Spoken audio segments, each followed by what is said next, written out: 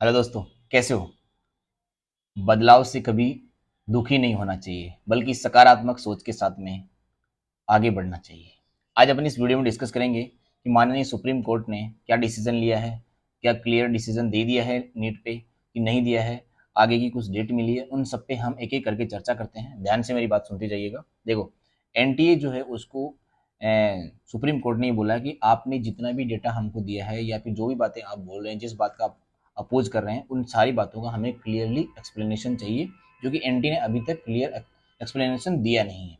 इसलिए 11 जुलाई को फिर से सुनवाई रखी गई है और एनटीए से सुप्रीम कोर्ट ने, माननीय सुप्रीम कोर्ट ने कुछ डिमांड रखी है कि आप ये चीज़ें एक्सप्लेन करें और ये चीज़ें हमें डिटेल में दें। जैसे कि उन्होंने ये बोला कि पेपर लीक है वो कब हुआ है।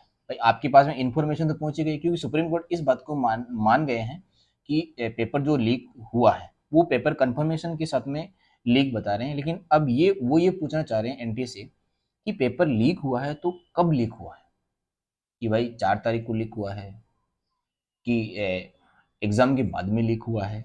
ऐसी कुछ बातें हैं जिनके बारे में सुप्रीम कोर्ट ने डिटेल मांगी है, फुल एक्सप्लेनेशन मांगा है। उसके बाद में बोला कि पेपर लीक होने का मैनर क्या है, कि ऑफलाइन लीक हुआ है कि ऑनलाइन लीक हुआ है, किस तरीके से किसी की जेरोक्स निकाली गई है फिर उसको बच्चों में बांटा गया है, कुछ वो क्लियर मैनर हमें पता चलना चाहिए। फिर बोलते टाइम ऑफ लीक, कि लीक होने का टाइमिंग क्या है। जैसे मान लो एग्जाम वाले दिन लीक हुआ है, जैसे 9 बजे सुबह लीक हो गया, वो 2 बजे से एग्जाम है, या फिर पहले दिन लीक हो गया, जैसे 4 तारीख को लीक हो गया शाम को, या फिर 4 तारीख को रात को लीक हो गया हो। ऐसा कुछ टाइमिंग के बारे में स्टेटस कंफर्मेशन मांगा है और क्लियर डिटेल उनसे मांगी है। उसके बाद में सुप्रीम कोर्ट जो है वो सीबीआई की रिपोर्ट, क्योंकि सीबीआई की जांच चल रही है, उनकी स्पेशल रिपोर्ट का भी वो वेट कर रहे हैं कि वो क्या बोलती है। उसके बाद में डिसीजन लिया जाएगा 11 जुलाई को। उसके बाद में ये बोलता है कि गवर्नमेंट जो है वो बेनिफिशियरी ऑफ लीक आइडेंटिफिकेशन के बारे में, मतलब सरकार इसके बारे में क्या विचार करती है, किस तरीके से वो सोचती है और किस तरीके से वो एनटी के साथ में जो भी चीज़ों का डिसीजन ले रही है वो किस तरीके से आइडेंटिफाई कर रही है, उसके बारे में भी सुप्रीम कोर्ट ने क्लियर डिटेल मांगी है।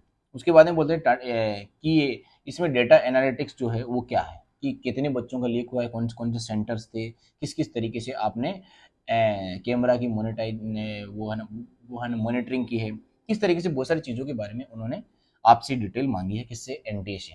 इसके बाद में बोलता है step to prevent further leak. वो ये बोल रहे हैं कि सुप्रीम कोर्ट ये बोल रहे हैं कि आपने जो कमेटी बनाई है उससे कि आगे ये पेपर लीक ना हो, इसके लिए आपने क्या योजनाएं बनाई है, क्या तरीका लगाया है, कि किस तरीके से, जो कि एनटीए बोल रहा है कि हमने ऑलरेडी कुछ कुछ कमेटी का गठन किया है, तो उनकी रिपोर्ट मांगी कि उनमें से कौन कौन से फील्ड के लोग हैं, किस तरीके के लोग हैं, उन सब का हमें डेटा दीजिए।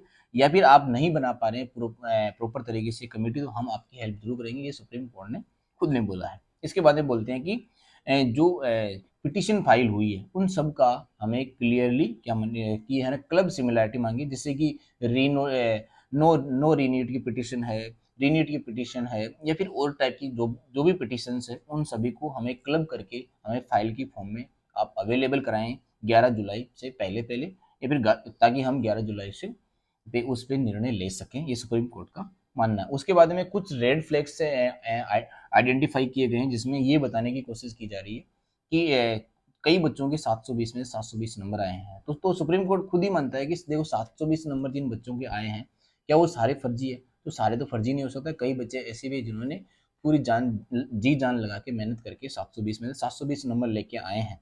तो उनमें से हमें कैसे पता लगे कि किसके फर्जी वाड़े से नंबर आए हैं या फिर किसके रियल नंबर आए हैं?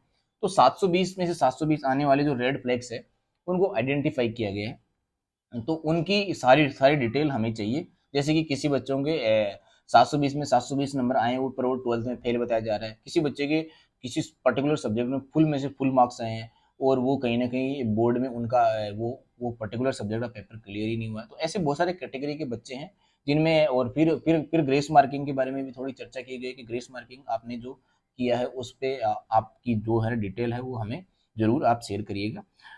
इस तरीके की कुछ बातें हैं। तो आज के दिन में हमने जो पॉजिटिविटी जो मिली है, सुप्रीम कोर्ट, माननीय सुप्रीम कोर्ट ने जो निर्णय हमें दिया है उस पे हमें क्या क्या पॉजिटिविटी हमें फाइंड आउट करनी है, क्योंकि इंसान को पॉजिटिव रह के अपनी दिशा में आगे बढ़ते रहना चाहिए।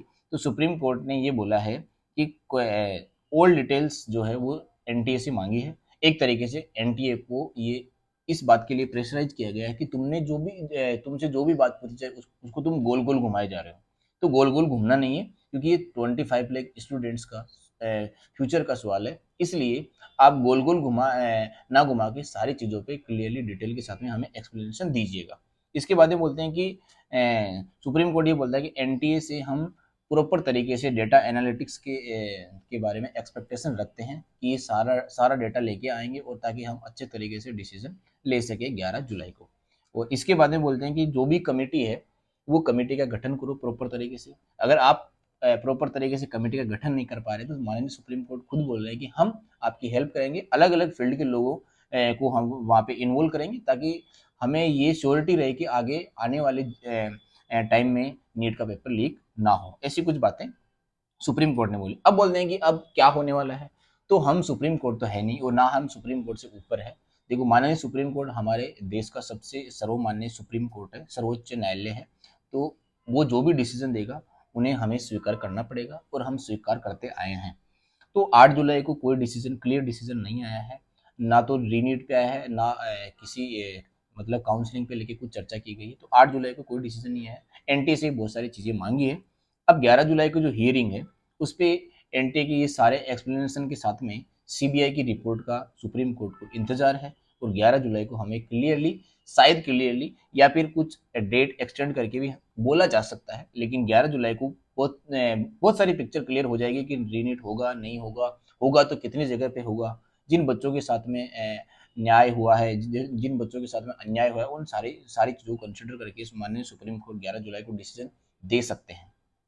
अब बोलते हैं कि जो दूसरी डेट मिलेगी तो उसके हिसाब से हमें क्या करना चाहिए। तो एज ए स्टूडेंट मैं आपको ये बताना चाहूँगा कि जितने भी बच्चे हैं जिनके मार्क्स 450 से ज़्यादा है, वो निश्चित रहिएगा, या फिर आप अपनी पढ़ाई को कंटिन्यू जरूर रखिएगा, क्योंकि पढ़ाई करने से आपको नुकसान नहीं होने वाला है। इसलिए सारे बच्चे अपनी पढ़ाई को कंटिन्यू रखने के बाद में आप इस सुप्रीम कोर्ट के फैसले का जरूर इंतजार करिएगा। ज़्यादा दिन है नहीं, 3-4 दिन में आपको क्लियरिटी मिल जाएगी कि मुझे अब आगे कैसे जाना है।